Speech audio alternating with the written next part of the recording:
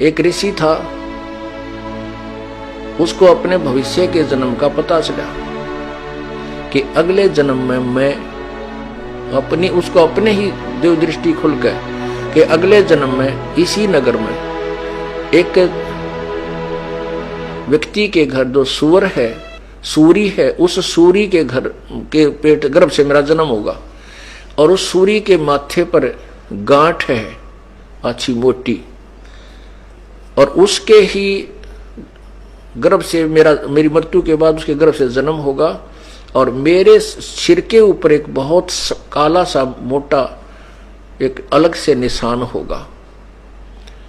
तो उसने अपने बच्चों से कहा, बेटा मेरी मृत्यु होगी, मृत्यु के बाद मैं उस व्यक्ति के घर जो सूरी है ऐसी उसकी गांठ है और मैं उसके घर जन्म लूंगा।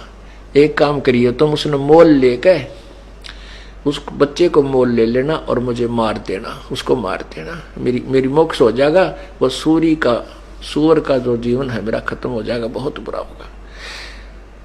तो वो कहने लगे, पिताजी जैसे आप कहोगे हम वैसा कर देंगे। उन्होंने बार बार कहा, बेटा देख के तुम लालच कर जाओ, यह मेरी अंतिम प्रार्थना अवश्य करना।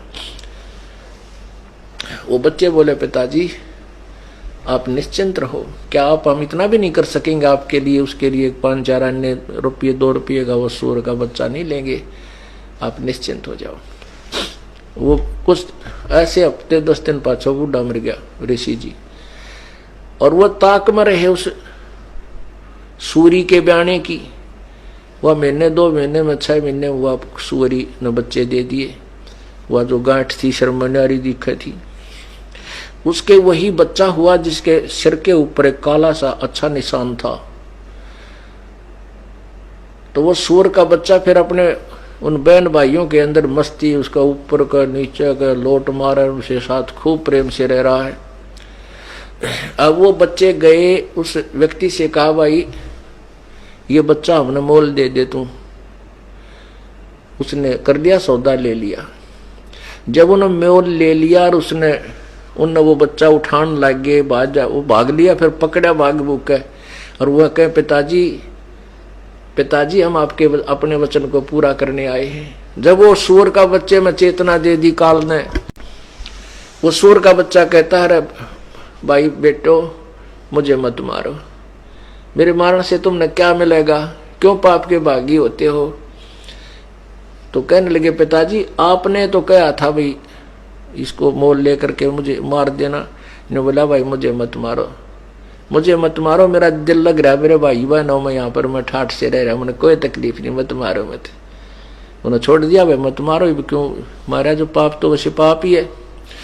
तो ये समस्या है इस काल की। जब एक सुअरी के बच्चे के जन्म में वहां उस अपने परिवार में इतना व्यस्त हो गया, इतना खुशी मना रहा है, और स्वर्ग में जाए पास देवता कदे भी इस बात को हृदय से नहीं कहेंगे, ऊपर से कह भी दें भाई मानुष जन्म इनका हो गया, तो हम जो है ना वो भक्तिया नहीं करें, मोक्षशाली करेंगे, तत्वदर्शी संत ढूंढेंगे, यान दे फिर अंडी पाक जाए, अपनी अपनी डफली अपने अपने राह। क्यों काल की बहुत भयंकर मार है। तो ये वहां पर हृदय में कसक कि भगवान ये तो गलत स्थान पर आगे तड़फेगा, वो एकाध ही होता है। कहते हैं उसकी वो जो मेरी प्यारी आत्मा ऐसे वहां तड़फ करेगा, उसके पास पहुंच जाऊंगा, उसको शरीर को ऑफ कर दूंगा वहीं से, देव वाले शरीर को, और उसको ले आऊंगा वहां से, फिर मनुष्य शरीर दे दूंगा। अब देखो वो परमात्मा तो हमारे लिए इतने खाड़े भरन लाग रहा और हम कति बालक की तरह उसकी तरफ परवाह नहीं कर रहे। तो पुण्यात्माओं ये बातें कहन सुन की नहीं, ये कर पाड़न की है। ये सुनकर आनंदित होने तक सीमित नहीं रखना, इनके ऊपर स्टेप बाय स्टेप आपने कदम रखने हैं। शिव मंडल ब्रह्मापुरी चाहे विष्णु लोक में हो, अमरे गुण भूले नहीं तो आन छुटाऊं तो कहते मैं तेरी वहां से भी पीछा छुटवा दूंगा और फिर तुझे मानुष शरीर दे दूंगा। लेकिन मानुष शरीर पाके फिर वही बकवादा बढ़ जावा हम। तो इससे क्या है, जैसे आपने संत परमात्मा की वाणी सुनी कि चलते मार्ग जोगिरे तासर नाही दोष, कह कबीर बैठा रहे उसको करने कोश। अब जैसे परमात्मा ऑप्शन दे रहे हैं कि जो कतिये नहीं लगा इस मार्ग पर अभी तक, बिल्कुल स्टार्ट नहीं करी जिसने भक्ति या सत्य भक्ति, वो तो बिल्कुल अभी तक सारा काम उसका शेष है, सारा सफर शेष है। और जो चलते मार्ग गिर गया वो कुछ तो सफर तय कर चुका है, यदि आगे बर्बाद ना करेगा।